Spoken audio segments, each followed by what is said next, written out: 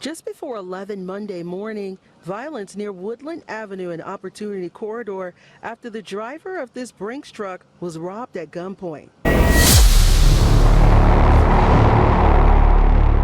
Suspects tried to rob a Brinks truck earlier today. Now, this happened near Opportunity Corridor. It ended with guns being fired, and those suspects got away, but police are still on the hunt for them. They're searching for them right now. Thankfully, the Brinks driver is alive, but multiple shots were fired towards him this morning as he was on the job. Just before 11 Monday morning, violence near Woodland Avenue and Opportunity Corridor after the driver of this Brinks truck was robbed at gunpoint. The victim said he's in the Brinks truck. When he was walking up to the Brinks truck, 4 males jumped out on him.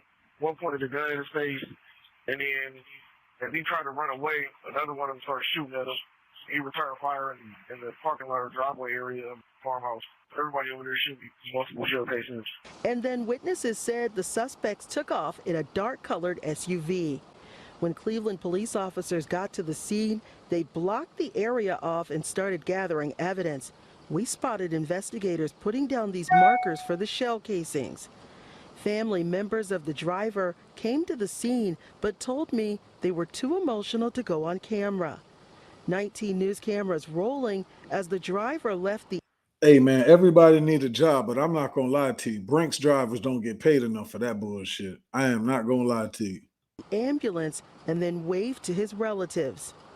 They are relieved their loved one is alive, but they want the suspects off the streets. The suspect was in a dark Trailblazer. Suspects are 4, black male in a ski mask, all had guns. One thing we can't do is act like we surprised about that because they got a whole lot of money on them. So at least people think they got a whole lot of money on them. So they're going to take their chances with it.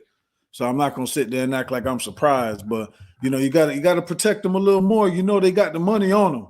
You got to protect them, whether you have dummy vehicles that travel with them. Like, to me, that would be smart. Have your 2 or 3 in the truck or however they operate in the truck. And then I would have a dummy vehicle with them. Every stop they go, I'm going to have an unmarked car with them just sitting in there watching.